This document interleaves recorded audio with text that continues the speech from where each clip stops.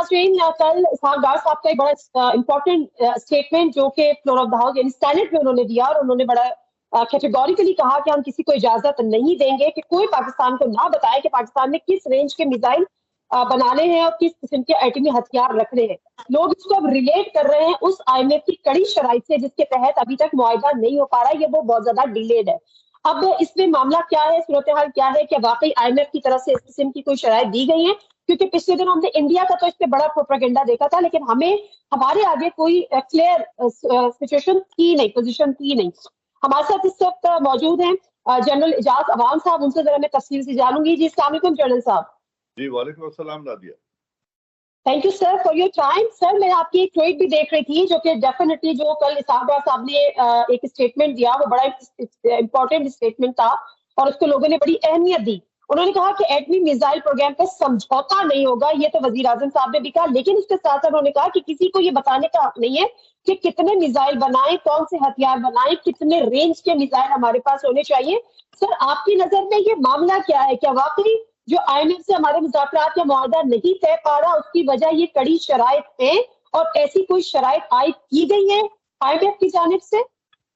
Nadia thank you very much. पहली बात है I am not Privi to this information कि IMF क्या शराइत रख रहा है, क्योंकि जो मुज़ाकरात कर रहे हैं उसमें यही साहब इक़्तिदार लोग हैं जो उनके साथ मुज़ाकरात कर रहे हैं, और उसमें लीड रोल इसहाक डार साहब का है। अब अगर उन्होंने खुद ये स्टेटमेंट दी है कि हमें ये हुक्म ना दिया जाए कि हम किस रेंज के मिसाइल रखेंगे, तो इसका मतलब बड़ा वाज़ेह है कि हमारी न्यूक्लियर जो कैपेबिलिटीज हैं, न्यूक्लियर मिसाइल्स जो हैं, उनकी रेंज ज़ेर बहस आई है और उस पर IMF ने पाबंदी लगाने की कोशिश की है। अब न्यूक्लियर मिसाइल का रेंज, ये कैपेबिलिटी, इसकी तादाद, ये एक चीज है, और जो माली मुआवरत कर दी IMF ने, जो हम कर्ज लेने के लिए उनके आगे झोली फैला रहे हैं, वो बिल्कुल दूसरी चीज है। अगर वो टैक्सेस की बात करें, वो रेवेन्यू कलेक्शन की बात करें, वो डेट पेमेंट की बात करें, तो ये तो समझ आती है। लेकिन अगर IMF हमारे स्ट्रेटेजिक एसेट्स की तरफ जा रहा है और वो दरवाजा हमसे खुलवाना चाहता है, तो इसमें बड़ा वाज़ेह है कि हमारी न्यूक्लियर जो हमारी माली हैसियत है, इस वक्त मुल्क की मुआशी हैसियत है, उसको देखते हुए वो अपनी शराइत मनवाना चाहते हैं।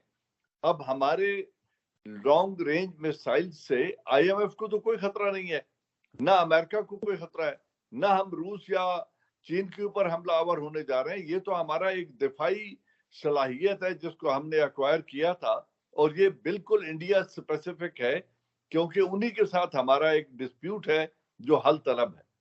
अब हिंदुस्तान की अगर स्ट्रेटेजिक डेप्थ देखें तो हम पूरे हिंदुस्तान तक अपनी रीच बढ़ाने के लिए लॉन्ग रेंज मिसाइल ही इस्तेमाल कर सकते हैं, न कि शॉर्ट रेंज। अगर शॉर्ट रेंज और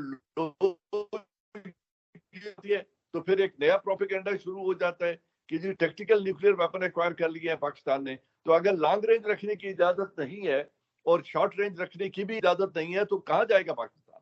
तो मेरे ख्याल में यकीनन ऐसी कोई बात हुई है और जिसकी वजह से आज इसहाक डार साहब को बोलना पड़ा है। लेकिन जिस बात की तरफ आप इशारा कर रही हैं कि हिंदुस्तान तो ये प्रोपेगेंडा पहले से कर रहा है, अनफॉर्चुनेटली हमारी कंट्री में जो पॉलिसी साज लोग हैं वो बंद दरवाजों में बैठकर मुज़ाकरात करते हैं अपनी पॉलिसीज को, they are shrouded in secrecy, उनके ऊपर लिबादा ओढ़कर उसको छुपाया जाता है अवाम से, इवन कैबिनेट से, इवन पार्लियामेंट से छुपाया जाता है। अगर कोई इतनी बड़ी बात है तो उनको पार्लियामेंट में लानी चाहिए ताकि वहां अपोजिशन भी बैठी हो, बरसर इक़्तिदार जो बेंचेज हैं वो भी बैठे हों, और फिर उनके सामने रखें कि IMF क्या शराइत लगा रहा है और क्यों लगा रहा है।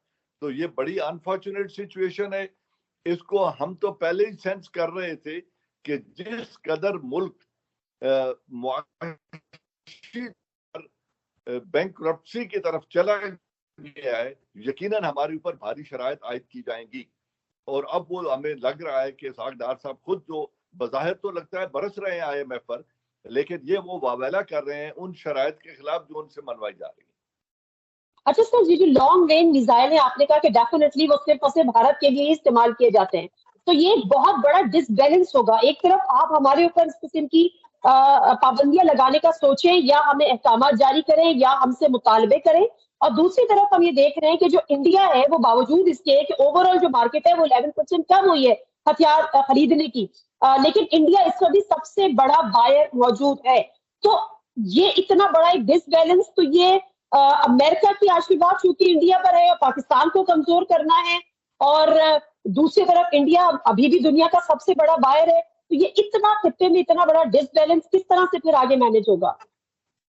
دیکھیں نادیہ، اس پہ سمجھنے والی بات یہ ہے کہ پاکستان کی جو اسٹریٹجک ڈیپتھ ہے، جو ہمارے ملک کا اگر آپ نقشہ دیکھیں تو یہ نارتھ ٹو ساؤتھ آتا ہے، ایسٹ ٹو ویسٹ اس کی جو ٹوٹل گہرائی ہے یا ٹوٹل جو ہماری اسٹریٹجک ڈیپتھ ہے وہ کوئی ایک کم سے کم جگہ پہ 460 کلومیٹر ہے. اب 460 کلومیٹر تو ایک ٹیکٹیکل میسائل کا رینج ہوتا ہے. اس کا مطلب یہ ہے کہ ہندوستان اگر 500 کلومیٹر گہرائی میں رکھ کر بھی ہم پر میزائل مارے تو وہ 1000 کلومیٹر رینج والا میسائل جو ہے وہ ہماری آخری حدوں تک پہنچ جائے گا. تو ہم تو پورا ایک لین کنٹری ہے، ایک اسٹریٹجک ڈیپتھ ہی اس کی نہیں ہے. جبکہ ہندوستان کا جو جغرافیہ اگر آپ دیکھیں تو 3600 کلومیٹر تک ان کی ڈیپتھ ہے.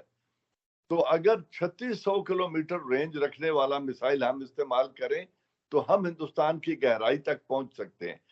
یہ ہماری ایک اسٹریٹجک کمپلشن ہے جس کو ہم نے ایکوائر کرنے کی کوشش کی اور ہم بہت حد تک اس میں کامیاب ہو چکے ہیں. اب اس کو ختم کروانے کا مطلب ہے انڈین سپریمیسی کو ایکسپٹ کیا جائے. یہ کس کے مفاد میں ہے؟ یقیناً ہندوستان کے مفاد میں ہے. آئی ایم ایف کے اوپر کس کے ڈکٹیٹس ہیں؟ امریکہ کے ہیں. تو یہ بڑا آسان ہے اندازہ لگانا کہ یہ امریکہ اور ہندوستان کا ملی بھگت ہے کہ ہندوستان تو ہر رینج کے میسائل رکھے کیونکہ اس کی ضرورت ہے چائنا کے خلاف، اور ہم نہ رکھیں کیونکہ ہمارا دشمن صرف ہندوستان ہے. تو یہ ایک ایسا لاپ سائڈڈ پروگرام ہے یا ایسی ڈکٹیٹ ہے جس کو ایکسپٹ کرنا پاکستان کے مفاد میں ہرگز نہیں ہے اور یہ انشاءاللہ نہیں ہونے دیا جائے گا. اچھا سر، اس حوالے سے دو باتیں ہیں، کیونکہ ماضی میں بھی ہم نے آئی ایم ایف کے ساتھ this is not of course first time, I wish it could be the last time, but of course we know the situation. تو اب اس میں معاملات ہیں کیا؟ اور یہ جو اتنی کڑی شرائط ہے فرام سپٹمبر اکتوبر آنورڈ، یہ جو ہمارے وزیر خزانہ صاحب ہیں یہ کبھی جو ہے وہ آئی ایم ایف کی چڑھائی بھی کر دیتے ہیں، وہ کہتے ہیں I damn clear, I know how to deal them, اور پھر ان کے جو ہے کہتے ہیں کہ امریکہ سے ہم اس حوالے سے بات کریں گے کہ وہ انفلوئنس کرے آئی ایم ایف پہ. اب آئی ایم ایف کا اتنی کڑی شرائط رکھنے کا اور یہاں تک آنے کا بیک گراؤنڈ کیا ہو سکتا ہے آپ کی نظر میں؟ دیکھیں بیک گراؤنڈ بڑے واضح ہیں کہ ہمارے ملک کے اخراجات آمدنی سے بہت زیادہ ہیں اور اس میں جو ہمارے حکمران طبقے کی روش ہے، عیاشی ہے، پلنڈر ہے، وہ بھی شامل ہے. کیونکہ ہمارے ملک کے جتنے بڑے ہیں خود لے لیں کہ ان کے کتنے بڑے ریئل اسٹیٹ کے کنسرنز ہیں یو اے ای میں. یہ خود ابھی 3.5 سال یو کے میں رہ کے آ رہے ہیں. ان کے لیڈر نواز شریف صاحب کے تمام تر ایسٹس اور ان کے بیٹوں کا کاروبار یونائٹڈ کنگڈمز میں اور امریکہ میں ہے. تو اگر ان لوگوں کے مفاد باہر ہیں تو یہ ملک میں جو پلنڈر ہوا ہے، جس طرح 1100 ارب کے اپنے جو کیسز تھے وہ معاف کروائے جا رہے ہیں، یہ ٹی ٹیز کا کیس ہے یا دوسرا ہے. تو جتنا ہمارا یہ پلنڈر ہے اس کو روکنے کا کوئی بندوبست نہیں کیا جا رہا ہے. وہی لوگ مسلط ہو رہے ہیں جنہوں نے اس ملک کو اس نیج پر پہنچایا ہے. ایک طرف یہ ہے، دوسری طرف ان کی مس گورننس یا نااہلی ہے. ایک عام آدمی، میں اور آپ بھی، اور ایک مزدور بھی جو ڈیلی ویجر ہے وہ بھی 18% ٹیکس جی ایس ٹی دے رہا ہے. وہ اگر بچوں کے لیے دودھ خریدتا ہے، گھی خریدتا ہے، چینی خریدتا ہے، روزمرہ کی پتی اور آٹا خریدتا ہے تو وہ بھی 18% ٹیکس دے رہا ہے. تو اگر 22 کروڑ عوام 18% ٹیکس ہر حال میں دے رہی ہے اور جو بڑے لوگ ہیں ٹیکس فائلرز ہیں اور جو ٹیکس ادا کر وہ اپنی کلین منی جس پر وہ پہلے ہی گورنمنٹ کو ٹیکس دے چکے ہیں اس پر مزید جی ایس ٹی بھی 18% دے رہے ہیں، تو پھر ملک کنگال کیوں ہو رہا ہے؟ کیونکہ یہ لوگوں سے تو کلیکٹ ہو جاتا ہے لیکن سرکاری خزانے میں نہیں جاتا. یہ ان ایفیشنسی ہے اور کرپشن ہے. اس کو حکومت کنٹرول نہیں کر سکتی. تو جب وہ اپنا بیلنس نہیں رکھ سکتی آمدنی اور اخراجات میں، اور دوسری طرف آپ دیکھیں جو شاہانہ ٹھاٹھ ہیں، اگر وزیر اعظم صاحب نکلیں تو پیچھے SUVs کی ایک لائن ہوتی ہے, سفر وہ ہیلی کاپٹرز میں کرتے ہیں. تمام جو طاقتور لوگ ہیں ان کے لیے فرینچ ہیلی کاپٹرز کے فلیٹ ہے پورا جس میں وہ لوگ سفر کرتے ہیں. تو اگر قوم ایک طرف معیار زندگی اس لیول پہ رکھ رہی ہے برسر اقتدار طبقہ, اور دوسری طرف ایک مزدور 18% ٹیکس دے کر اپنی روزانہ کی مزدوری سے اپنے بچوں کا پیٹ پال رہا ہے, تو یہ امبیلنس ہمیں اس نہج پر لے کر آیا ہے کہ ہم آج سرکاری خزانہ ختم ہو رہا ہے, کنگال ہو رہا ہے. جس دن رجیم چینج ہوئی تھی اس دن تو 18% تھے فورن ایکسچینج ریزرو, اس دن تو $23 بلین تک ریمیٹنسز تھیں. اس دن تو ہمارا جو ایکسپورٹ بل تھا وہ بہت بڑھ چکا تھا, جو ڈیفیسٹ تھا وہ بہت کم ہو چکا تھا. تو پھر اچانک ان 8 ماہ میں کیا ہو گیا کہ آج ہم $1 بلین یا $2 بلین لینے کے لیے بھی ان کے آگے بچھ رہے ہیں اور ہمیں یہ شرائط ڈکٹیٹ کی جا رہی ہیں.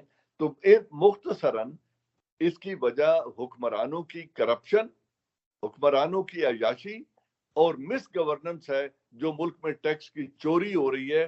ٹیکسز آلریڈی بہت زیادہ لگے ہوئے لیکن وہ ان کا کلیکشن کا نظام درست نہیں ہے, جس کی وجہ سے آج ہم اس نہج پہ پہنچ چکے ہیں.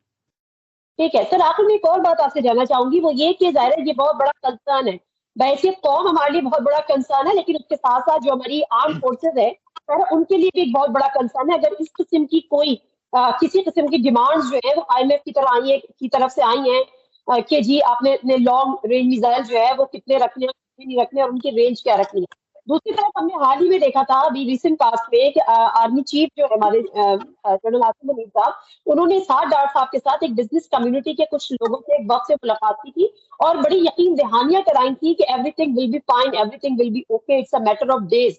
تو وہاں پر کس حد تک اس کی ریئلائزیشن ہے, وہاں پر کس حد تک پیپل آر کنسرن, اور وہاں پر اب کیا آپ دیکھ رہے ہیں کہ کس طرح سے وہ ریئیکشن ہوگا اگر کی ڈیمانڈز ہے, ہمارے پاس کیا کوئی آلٹرنیٹ ہے کہ اگر ہم یہ ڈیمانڈ نہیں فلفل کرتے دین واٹ؟ دیکھیں ناریہ, بات یہ ہے, پہلی بات یہ ہے یہ فیصلے ہونے چاہیے انسٹیٹیوشنل, اور انسٹیٹیوشنل فیصلہ وہ ہوگا جب NSC پوری بیٹھ کے بات کرے گی.